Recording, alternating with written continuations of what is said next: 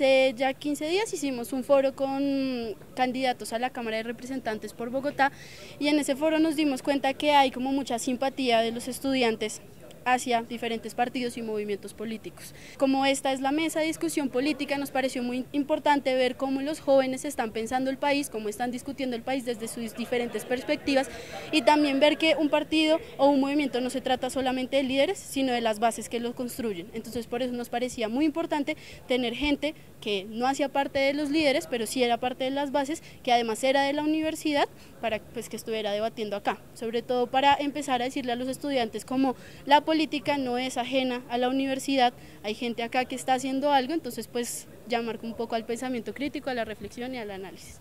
Primero, nosotros no consideramos la participación política como ir a depositar nuestro voto, como esa democracia representativa que tanto daño le ha hecho al país, donde el ciudadano no puede ser partícipe de las políticas públicas que se van a implementar en su vida, donde el ciudadano solo va y deposita su voto. Es una democracia que hemos vivido durante los últimos 200 años de república.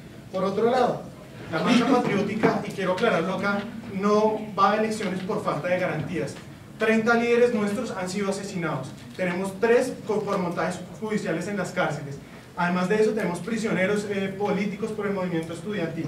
Lo que la Marcha Patriótica propone es una Asamblea Nacional Constituyente, pero no una Asamblea Nacional Constituyente donde solo esté el santismo ni donde solo esté el uribismo, sino que esté tanto la izquierda como derecha, tanto las organizaciones populares, sindicales, campesinas, como la insurgencia, para que aporte a este debate. También las fuerzas militares. Queremos todo lo contrario, hacer una carta de paz. Las constituciones tienen que ser cartas de paz.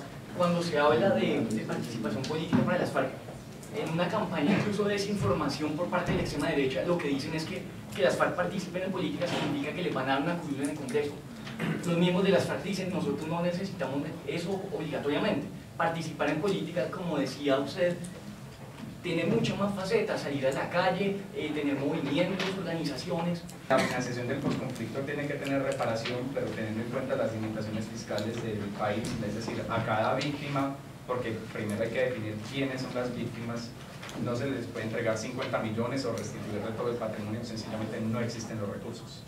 Pues el debate se desarrolló casi como lo teníamos planeado, unos problemas logísticos en cuanto a los tiempos, pero en términos generales se realizó como lo esperábamos.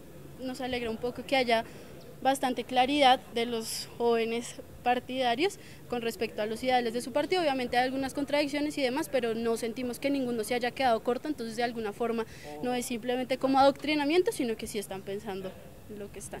Nosotros hemos discutido siempre sobre si se le debe dar más dinero a la educación, se le debe dar menos dinero, qué se debe hacer, pero bueno, básicamente la propuesta nuestra es que la cobertura está, como les mencioné hace un rato. En Colombia tenemos una tasa similar a la de América Latina en cuanto a cobertura, pero la calidad es deficiente. La cobertura que implica que, si nos ponemos a ver, solo en Bogotá hay más universidades privadas que públicas. ¿Qué sucede? Quiero poner el caso de los Andes y la Javeriana. ¿Cuántos son los endeudados con el ICETEX? Y no solo con el ICETEX, también con otras formas. Creo que más del 40%, y creo que en la Javeriana es igual, porque pues conozco, no sé el dato exacto, pero es más del 40%. ¿Estamos bien en cobertura bajo qué costo? Es mi pregunta. ¿Bajo el costo que los estudiantes se tienen que endeudar? El crédito no es una tragedia. Yo soy beneficiario de ICETEX y no siento vulnerado a mi derecho. Yo tomé una decisión libre y autónoma de meterme en una deuda y he de responder por eso, y no tiene el gobierno por qué responder por una deuda que yo adquirí. Pues es un poco que se empapen de lo que está pasando a su alrededor y que no sean ajenos a todo lo que los rodean, pues, en nuestra situación colombiana. Entonces es eso, que participen y que conozcan, y que si no están de acuerdo con una posición u otra, al menos que tengan un pensamiento crítico frente a por qué no están de acuerdo con una posición u otra. Creo que también es muy importante hablar que la política no se hace simplemente, digamos, en el Senado, en el Congreso o en un partido, sino que la política se da en esos escenarios de discusión en donde todos podemos decir como en qué estamos, qué nos parece, qué no nos parece, y poder discutir al respecto. Esa es la política, y creo que lo que más importante es que simplemente se apropien de esa forma de hacer política para ver si empezamos como a cambiar el sistema.